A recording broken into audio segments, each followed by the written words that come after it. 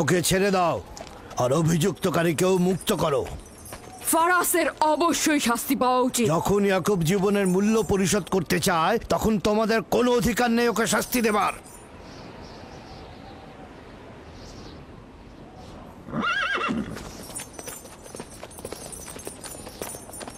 তাকে মুক্ত করে দিন।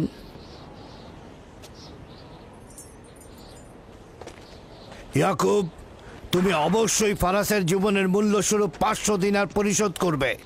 হ্যাঁ, কোনো সমস্যা নেই, আমি এই অর্থ পরিশোধ করব।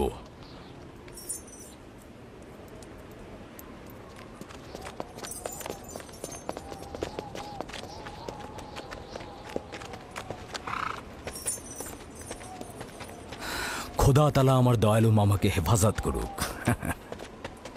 ইয়াকুব, আমি তোমাকে কতক্ষণ এরকম বিপদ থেকে বাঁচাতে চোখে চোখে রাখবো?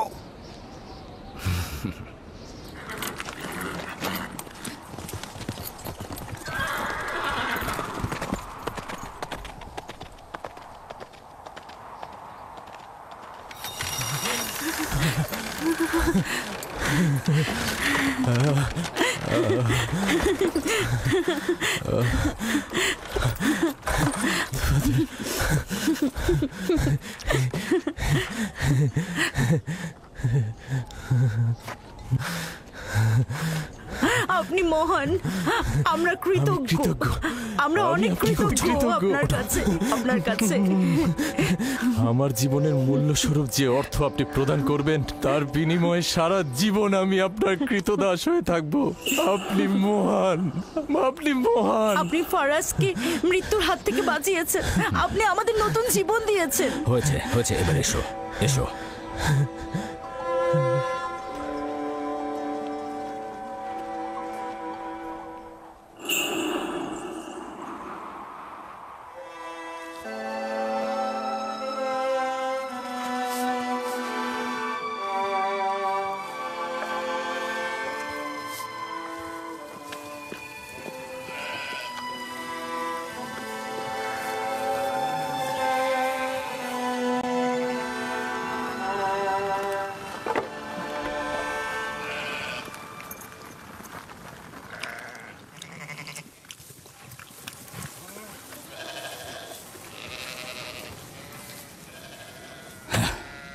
লোকটি আসলেই খুব ভালো, আসার পর থেকে শুধু কাজই করে যাচ্ছে।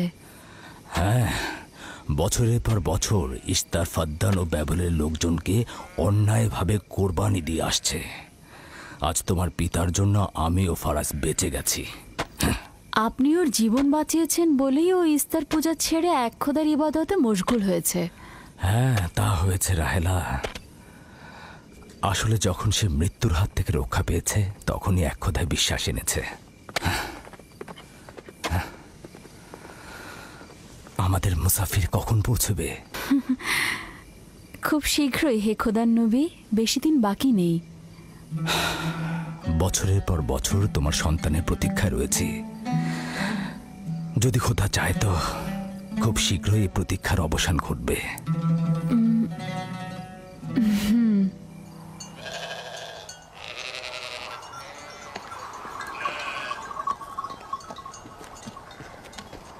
ইস্তেকদার, তোমার ও তোমার পরিবারকে সালাম। তোমার উপরও দরুদ বর্ষিত হোক ইয়াকুব রাখাল। হ্যাঁ, কৃতজ্ঞতা জ্ঞাপন করছি। মন্দিরে ইস্তারের জন্য খোরমা হাদিয়ে নিয়ে যাচ্ছ? প্রভুদেরকে তো অবশ্যই খুশি করতে হবে, তা না হলে তো এবছর বৃষ্টিপাত হবে না, তাই না? আমার কিন্তু মনে হয় মন্দিরের ইস্তারে চাইতে তোমাদের বেশি দরকার ওই খোরমা। তোমার কাজ হচ্ছে আমাদের খোদাকে অপমানিত করে আমাদেরকে রাগান্বিত করা, তাই তো? তোমরা কি নিশ্চিত যে ইস্তারের মন্দিরের ওই পাথরের মূর্তিগুলো সত্যিকার অর্থে বৃষ্টি বর্ষিত করতে পারবে? তোমার এসব কুফরি কথাবার্তার কারণেই আমাদের মন্দিরের খোদা নাখোশ হয়েছে, আর এই কারণেই ফাদ্দানের আকাশে আজ মেঘ নেই। এই ইয়াকুব, ইস্তারের অবমাননা থেকে তুমি নিজেকে রক্ষা করো। চলে এসো, চলে এসো।